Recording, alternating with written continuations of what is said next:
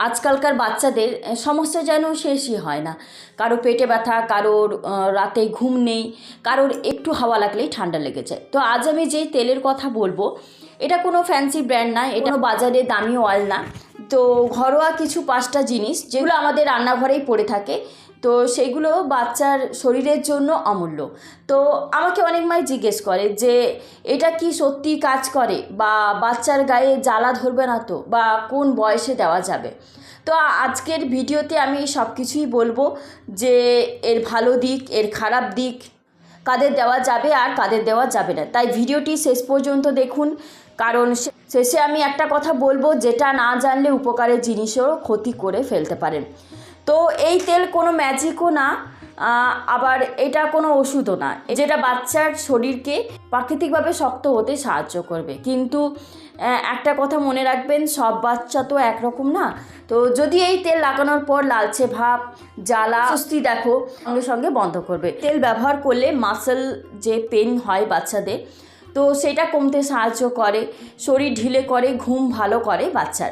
এবং আমি এই তেল কিভাবে বানাচ্ছি বা এর কি কি উপকারিতা আছে, যে ইনগ্রিডিয়েন্টসগুলো ইউজ করেছি, মাধ্যমে আপনারা অনেক কিছুই জানতে পারবেন আশা করছি। আমি এই তেল আমার বাচ্চার জন্য এটা আমি বানিয়ে থাকি, এবং সেটাতে আমি উপকার পেয়েছি বলে আজকে আপনাদের সাথে আমি শেয়ার করতে চলেছি। তো এই তেল কিভাবে কাজ করে এবং এই তেল কখন কিভাবে ম্যাসাজ করতে হবে, সব কিছু নিয়ে আমি বলবো এই ভিডিওতে। তাই আমার সাথে থাকুন আর ভিডিওটা পুরোটা দেখুন। নমস্কার বন্ধুরা, আমি Pallavi's kitchen and blog story সবাইকে ওয়েলকাম জানিয়ে আজকের ভিডিও শুরু করছি। প্রথমে যেটা নিতে হবে সেটা হচ্ছে রসুন। এখানে আমি কয়েক কোয়া রসুন নিয়েছি। আমি যেহেতু অনেকটা পরিমাণে তেলটা বানিয়ে রাখবো, তো আমি যখন বানাই তখন অনেকটা পরিমাণে আমি বানিয়ে রাখি, তার জন্য আমি এখানে অনেকগুলোই রসুন নিয়েছি, মানে রসুনের কোয়া নিয়েছি। তো ফার্স্টে যেটা করতে হবে, এই রসুনগুলোকে আমি থেতো করে নেব। রসুন যেহেতু ন্যাচারাল অ্যান্টিবায়োটিক, মানে ঠান্ডা জমতে দেয় না, বুকের কফ পাতলা করে, শরীর গরম রাখে। কিন্তু এখানে আমি একটা কথা বলবো যে রসুন কিন্তু বেশি দেবেন না একেবারেই, কারণ রসুন বেশি দিলে জ্বালা ধরাতে পারে, এখানেই ভুল করে অনেকেই। কিন্তু রসুন একেবারেই বেশি দেওয়া যাবে না, তাতে কিন্তু প্রবলেম হতে পারে। এই তেলের মধ্যে রসুন দেওয়ার কারণে বাচ্চাদের যে সর্দি কাশি, বুকে জমা কফ ও পেটের সমস্যা দূর করতে অত্যন্ত কার্যকরী। এটি অ্যান্টিব্যাকটেরিয়াল এবং অ্যান্টি ইনফ্ল্যামেটরি গুণে সমৃদ্ধ, যা বাচ্চার রোগ প্রতিরোধ ক্ষমতা বাড়ায়। এবং এই তেল মালিশ করলে শিশুর শরীর উষ্ণ থাকে এবং রক্ত সঞ্চালন বাড়ে এবং আরামদায়ক ঘুম হতে সাহায্য করে। দেখুন, আমি রসুনটাকে থেতো করে নিলাম, তারপরে এটাকে সাইডে রেখে দিয়ে এরপর আমি যেটা নেব সেটা হচ্ছে জোয়ান। কারণ জোয়ান হচ্ছে বাচ্চাদের জন্য অত্যন্ত উপকারী, বিশেষ করে সর্দি কাশির সমস্যায়। এই জোয়ান দিয়ে তেল যদি বুকে পিঠে মালিশ করলে শ্বাসকষ্ট কমে যায় এবং নাক পরিষ্কার হয়। এছাড়াও পেট বা পায়ে মালিশ করলে বাচ্চার পেটের গ্যাসের সমস্যা ও পেট ব্যথা উপশম হয়। কারণ জোয়ান শরীরের ব্যথা ও প্রদাহ বা ইনফ্ল্যামেশন কমাতে সাহায্য করে। তাই আমি এখানে নিয়ে নিয়েছি ওই 1 টিস্পুনের মতো জোয়ান। তবে আমি এটা জোর দিয়ে বলতে পারি যে জোয়ান ছাড়া বাচ্চাদের ম্যাসাজ অয়েল অসম্পূর্ণ। এরপর যেটা নিতে হবে সেটা হচ্ছে মেথি। মেথিও কিন্তু আমি এখানে নিয়ে নেব 1/2 টিস্পুনের মতো। আর মেথি হচ্ছে হাড় শক্ত করতে সাহায্য করে, গ্যাস বা পেট ফাঁপা কমায়, জয়েন্ট নরম রাখে, শীতকালে বাচ্চার পা হাত শক্ত হয়ে যাওয়া কমায়।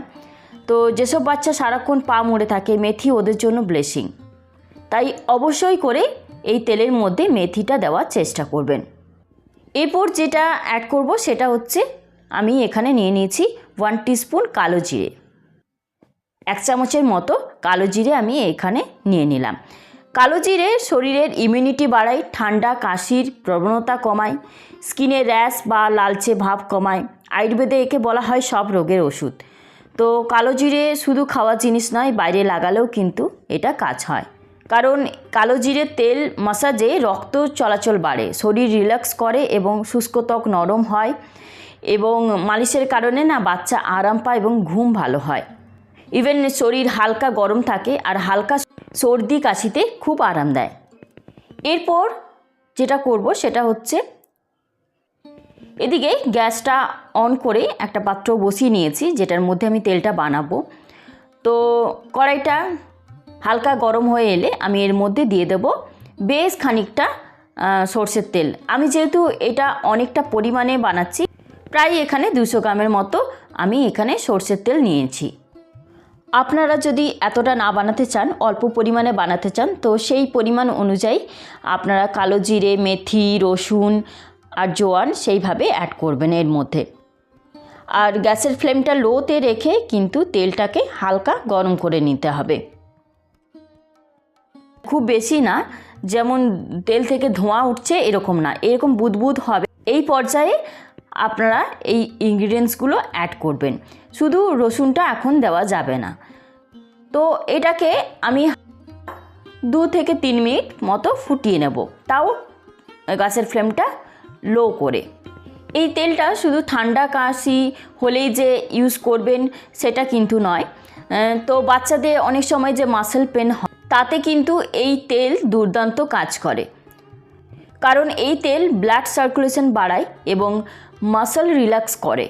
যেমন হচ্ছে এখানে যে কালো জিরে ইউজ করেছি আমি, কালো জিরে মাসলের ভেতরে ইনফ্লামেশন কমায়, জমে থাকা ঠান্ডা ভাব কমায়, ব্লাড ফ্লো বাড়ায়, তো মাসল স্টিফনেস নরম করে। যখন কালো জিরে তেল ফুটে যায় তখন তার গুণ তেলের ভেতরে চলে যায়। তো এই তেল লাগালে মাসল আস্তে আস্তে ঢিলে হয়, ব্যথা কমে আর বাচ্চা শান্ত হয়। আর মেথি তো মানে হচ্ছে মাসল নিউট্রিশন, তো মাসলের যে উইকনেস কমায়, মাসল ক্র্যাম্প কমাতে সাহায্য করে। যেসব বাচ্চা পা শক্ত করে রাখে, দাঁড়াতে চায় না, একটু হাঁটলেই বিরক্ত হয়, ওদের জন্য মেথি খুবই উপকারী। আর রসুন তো একটু ঝাঁঝালো, কিন্তু সঠিক পরিমাণে দিলে এটা সবচেয়ে শক্তিশালী, কারণ রসুন হচ্ছে মাসলের ভেতরে মাইক্রো পেন কমায়, ন্যাচারাল পেন কিলারের মতো কাজ করে। এরপর দেখুন 2 মিনিট ফোটানোর পর আমি এর মধ্যে রসুনটা দিয়ে দেব। তো রসুনটা দিয়ে বেশিক্ষণ ফোটানো যাবে না, রসুনটা জাস্ট দিয়ে গ্যাসটা অফ করে দিতে হবে, কারণ গ্যাসটা অন থাকলে রসুন একদম পুড়ে কালো হয়ে যাবে। তার জন্য গ্যাসটা অফ করে দিতে হবে, তখন কিন্তু রসুনের গুণ কাজ করবে না কালো হয়ে যাওয়াতে। তো এইভাবে করে যদি করেন, গ্যাসটা অফ করে দিয়ে যে হালকা একটা লালচে ভাব আসবে, ওটাতেই কিন্তু রসুনের গুণ এই তেলের মধ্যে বজায় থাকবে। অনেকেই বলেন যে সর্ষের তেলই কি এর মধ্যে দিতে হবে, তো সর্ষের তেল না হলে না এইসব উপাদান কাজই করতো না আমার মনে হয়।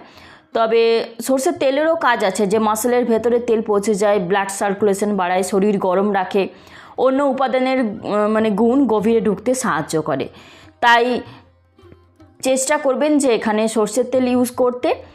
দেখুন গ্যাসটা বন্ধ করে দিয়েছিলাম, তারপরে এভাবে একটুখানি নেড়ে দিলাম। এরপরে এটাকে আমি ঠান্ডা করতে দেব। কিছুক্ষণ পর যখন ঠান্ডা হয়ে যাবে তখন আমি এটাকে ছেঁকে নেব।